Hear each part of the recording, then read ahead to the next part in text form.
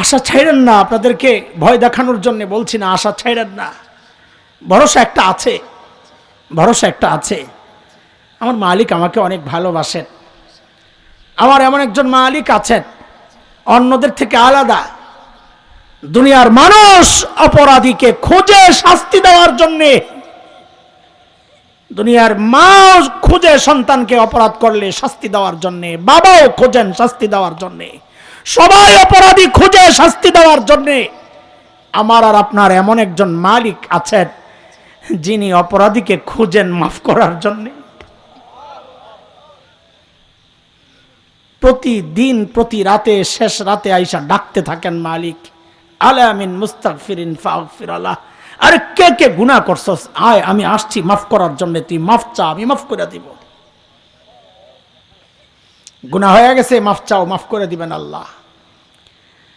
কথা অনেক দূর চলে গেছে। হযরত সাঈদ ইবনে আমির আল জুমাহির কথাটা বুঝাচ্ছিলাম, এই কথা বোঝানোর জন্য যে মানুষগুলো ছিল কি হইল কি, মনে আছে কথা? এই যে পরিবর্তনটা আমার সাথে একটু জুড়তে হবে, আবার পেছন থেকে আবার জুড়তে হবে। এই যে পরিবর্তনটা ছিল সবচেয়ে খারাপ, হয়ে গেল সবচেয়ে ভালো। কিসের ছোঁয়ায়? সবাই একসাথে উচ্চারণ করতে হবে, কিসের ছোঁয়ায়? কিন্তু আমাদের তো কপাল খারাপ, সেই কোরআন তো আল্লাহ উঠায়া নিছেন, তাই না? কথা বলে না, আছে নাকি? ও পুরান হয়ে গেছে। হ্যাঁ, পুরান হয় নাই। হসপিটালে কোমায় শেষ, যান যায় যায় অবস্থা।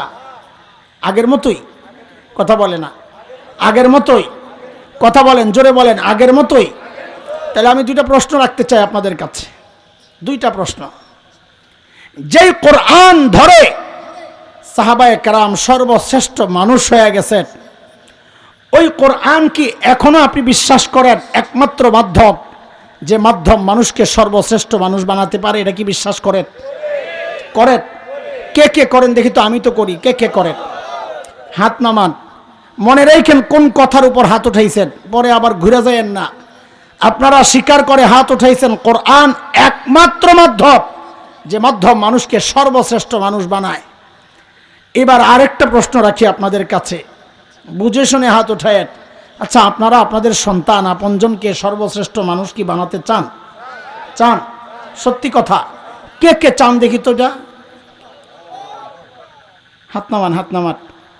কিন্তু আপনাদের, আমার অনুমান ভুলও হইতে পারে, কিন্তু দুনিয়ায় আমরা চলি এই সেই হিসাবে বলছি। আমার কাছে মনে হচ্ছে এখানে এমন অনেক আছেন যারা মিথ্যা কথা বলেছেন, আপনারা সত্য বলেন নাই। বলে আপনি কি গায়েব জানেন? গায়েব আমি জানবো কোত্থেকে? গায়েব শুধু জানেন এত আজ থেকে, আরো কেউ আছে নাকি গায়েব জাননেওয়ালা? তো জোরে কোন কে?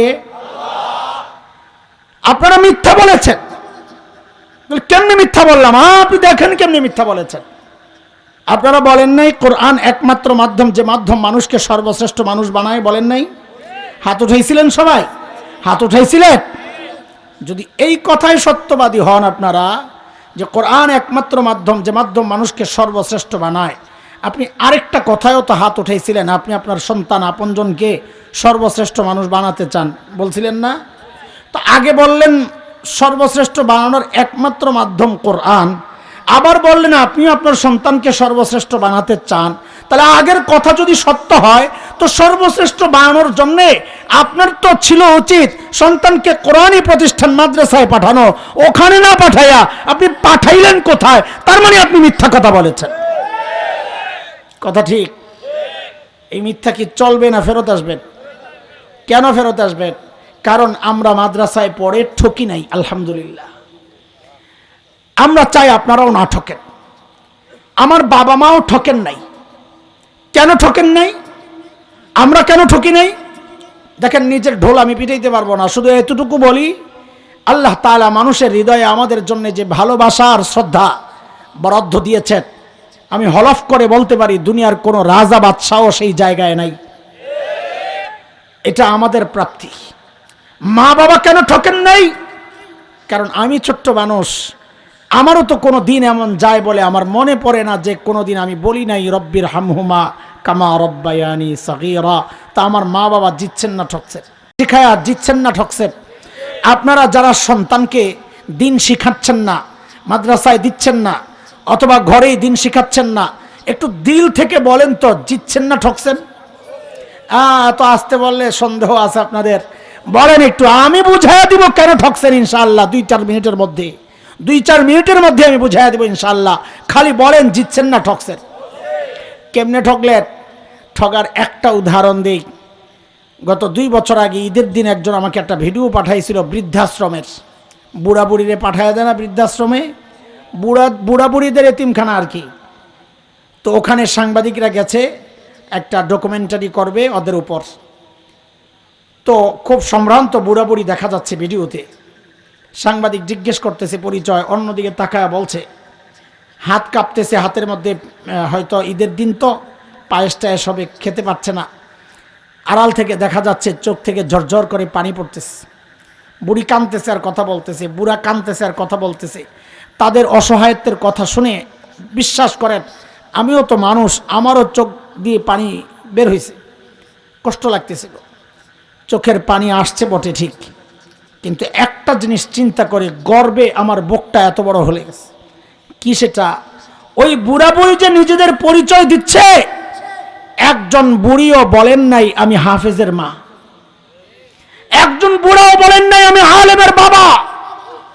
কারণ কোন কোরআনের হাফেজ আর আলেমের বাবা মা এটা বলতে পারেন না তার সন্তান তাকে বৃদ্ধাশ্রমে পাঠাবে, কারণ তাকে এটা শিক্ষা দেওয়া হয় নাই। তাকে শিক্ষা দেওয়া হয়েছে তোমার বাবা তোমার জান্নাতের দরজা, তোমার মায়ের পায়ের তলে তোমার জান্নাত, এই শিক্ষা তাকে দেওয়া হয়েছে। এই জান্নাতকে বৃদ্ধাশ্রমে রাখতে পারে না। জিতছেন না ঠকছেন?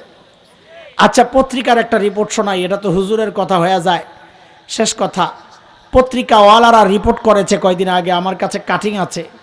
সেটা হলো, তারা লিখেছে উচ্চ শিক্ষার হার যত বাড়ছে, সন্তানের সাথে বাবা মার দূরত্ব তত বাড়ছে। কথাটা কি মিথ্যা? উচ্চ শিক্ষায় শিক্ষিত করছেন বটে, কিন্তু সন্তান আপনাকে ছাইরা চলে যাচ্ছে। তো জিতছেন না ঠকছেন? আসল ঠকা তো রয়ে গেছে হাসরের মাঠে, যখন এই সন্তান আল্লাহর আদালতে আপনাকে আসামির কাঠগড়ায় দাঁড় করাইয়া দিবে। আল্লাহ আমার দিন শিখায় নাই, ধরেন। যদি এই মুসিবতে আমরা পড়তে না চাই, কোরআন ধরবো ইনশাআল্লাহ। সবাই বলেন ইনশাআল্লাহ। আজকের এই মাহফিল থেকে 5টা অঙ্গীকার করে বাড়ি যাই। কয়টা? বাকি ওয়াজ মনে আসেনি? কয় কথার ওয়াজ? সাহাবীদেরকে নিয়ে কয় কথা? ওরা ছিল কি, হইল কি, মাঝখানে ঢুকলো কি? আমাদেরকে নিয়ে কয় কথা? ধরলাম কি, ছাড়লাম কি, আহারে করলাম কি? না, এখন ছাইরা আর আহারে বলবো না, আমরা এখন কোরআন ধরবো 5টা অঙ্গীকারের মাধ্যমে। বলেন ইনশাআল্লাহ সবাই শুদ্ধ কোরআন শিখবো ইনশাআল্লাহ, শুদ্ধ কোরআন শিখবো ইনশাআল্লাহ। অনেক বুড়া কবুজুর আমি পারি, মাশাআল্লাহ আমি পারি। পারেন বাজান, আগের দিনে পড়ছেন যে পারেন। আপনি করে জিজ্ঞেস করলে আপনারা পড়েন, আমগো সামনে বড় হাসি পায়, কিন্তু কষ্টও লাগে। লাইলাফি কুরাইশিন ইলাফিহিম, আপনি মনে করছেন টান টুন দিলে বুঝি সুন্দর হয়ে জায়গা, শুদ্ধ হয়ে জায়গা। হ্যাঁ, আমাদের মক্তবের পোলাবাইন বাচ্চারা আপনাদের পড়াশোনা হাসতে হাসতে গড়াগড়ি খায়, এটা শুদ্ধ না। এখন বাংলাদেশের শ্রেষ্ঠ শ্রেষ্ঠ, দুনিয়া শ্রেষ্ঠ হাফেজরা আপনার ঘরের আশেপাশে ঘুরতেছে। তাদের কাছে কোরআন শিখেন, বুড়াকালে শিখেন, কোনো শরম নাই। হাসরের মাঠে লজ্জা পাওয়ার চেয়ে দুনিয়ায় পাওয়া যান, অসুবিধা নাই। 1 নম্বর প্রতিজ্ঞা, সবাই বলেন ইনশাআল্লাহ শুদ্ধ কোরআন শিখব ইনশাআল্লাহ। শুদ্ধ কোরআন শিক্ষা, কোরআনটারে ভালো করে গিলাপ দিয়া পেঁচাইয়া আলমারির সিপার মধ্যে ঢুকায় রাখবো। তো নিয়মিত তিলাওয়াত করব ইনশাআল্লাহ। বলেন নিয়মিত তিলাওয়াত করব ইনশাআল্লাহ। কয়টা গেল? 2টা। বলেন আবার শুদ্ধ কোরআন শিখব ইনশাআল্লাহ। হ্যাঁ, নিয়মিত তিলাওয়াত করব ইনশাআল্লাহ। 3 নাম্বার, কোরআন মতো চলবো, কোরআনের বিধান মতো চলবো ইনশাআল্লাহ। 4 নাম্বার, কোরআনী শিক্ষক যারা, কোরআনওয়ালা যারা, কারা কোরআনওয়ালা?